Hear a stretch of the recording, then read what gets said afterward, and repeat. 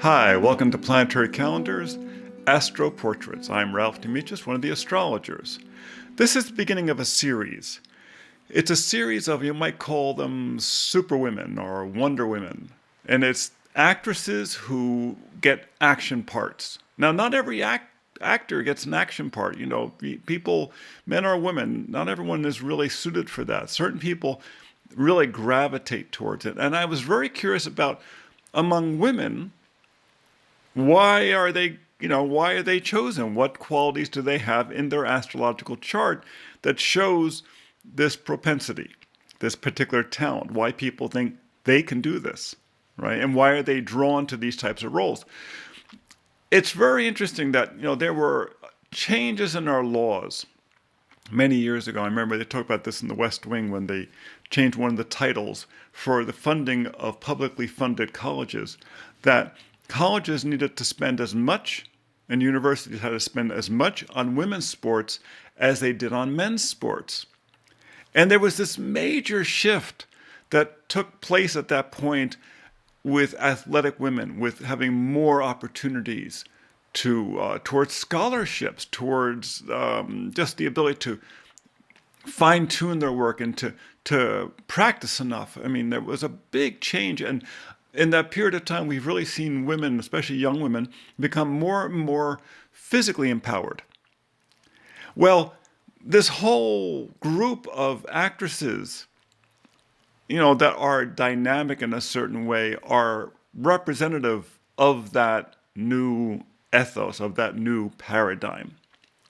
So that's what this series is about. And just to give you an idea of who we're going to be talking about, the whole thing for me started with Jessica Chastain, because I thought she was really the epitome of this, even though doesn't look like a tremendously athletic person. You think of someone like Gal Gadot, who plays Wonder Woman, a very, tall, athletic woman, or there's a whole group of women who are very physically athletic, where Jessica Chastain is relatively small and kind of curvy, but she plays these great roles, these great, very aggressive roles. And I thought, what's going on in her chart? And when you look at her chart, well, she's born in Aries, and I did notice a lot of actresses that are in these roles are born in Aries, a Martial ruled sign with several planets in Aries. She also has the moon in Gemini, and I noticed that Gemini shows up in a lot of these charts.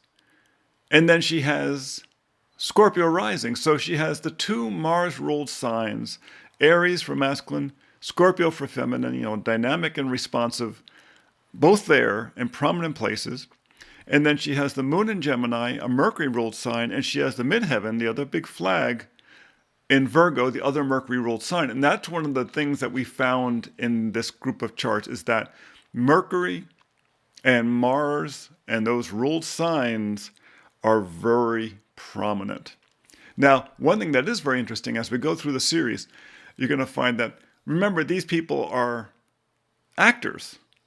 They're artists first, who are drawn to these kind of roles. They're not soldiers, they're not police officers, they're not martial artists, they're actors.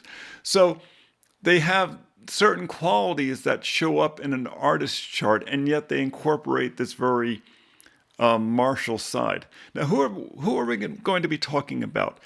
We actually have to kind of go back a while to who portrayed this before. And one of the people that was interesting was Raquel Welch.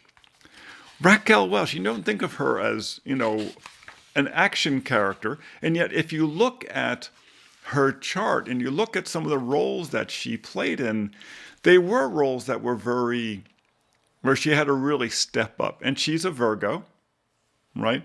With Mars conjunct her sun. So Mars in a Mercury-ruled sign, right? She had the moon in Scorpio, Mercury in Virgo, so very, very strong Mercury because it's in rulership position. The moon in Scorpio, so a Mars-ruled moon. Now remember, the moon is considered related to the feminine self. And her moon, her feminine self, Her emotional self is in a Mars-ruled sign. Mars, of course, remember, is in Virgo. So you have Mercury and Mars, both playing very, very prominent roles there. And then what's interesting is she also has Sagittarius rising, and she has 25 degrees Sagittarius rising. That's the galactic center, and that's going to show up again because another well-known action actress also was born at 25 degrees Sagittarius, the galactic center, this very powerful force, which is real interesting when it shows up. And then her part of fortune is in the third house, Mercury rules house, in Aquarius, which is Mercury's exaltation. And she has a very powerful sixth house, which is, of course, Virgo's house, with Saturn, Jupiter, and Uranus there, all in Taurus, the sign of what? The arts and beauty, because you remember, she is, after all, an actress. And her midheaven, in fact, is in Libra, in the 11th house, the sign of Venus's ruled sign. So you see this pattern show up again. Another person whose chart's very, very interesting is Sigourney Weaver. Remember her great role? Not that many of her roles were action roles, but she had a whole series of them, where she was out in space fighting aliens. And her chart is very Venusian. It's this huge stellium in Libra, but there's other places where it shows up. There's other places where she comes across as the senior female, as the mature female. And in those movies, she is in some ways the adult in the room. She's many times she's practically the only woman there in these scenes, which is kind of interesting. So from there, we start from those two kind of, I don't want to call them historical, but, precursors to a whole series of actresses that have very, very powerful programs about action scenes and being aggressive and being martial and being quick, and being witty. Because remember that a lot of, these are roles in which you're talking. It's about being able to handle the lines. Virgo shows up in a lot of actresses. A lot of actors too, in fact. And it's partially because Virgo is very precise and they're very good at taking instructions. Or some of them are. So, some are not. But when it's strong, they're very good at taking instructions, which is something that directors like. And, one of the things you do hear from directors when they pick certain actors is, oh, they're easy to work with. And the thing about Virgo is the sign of practically work. It's about following the instructions, being dutiful, having attention to detail, work. And they're easy to work with. Someone like Raquel Welch, born right in the middle of Virgo. So that's the upcoming series. I hope you're going to find it interesting. Who else are we going to talk about? Let me page through here a little bit. Gal Gadot, of course. Sigourney Weaver. Zoe Saldana, very interesting case.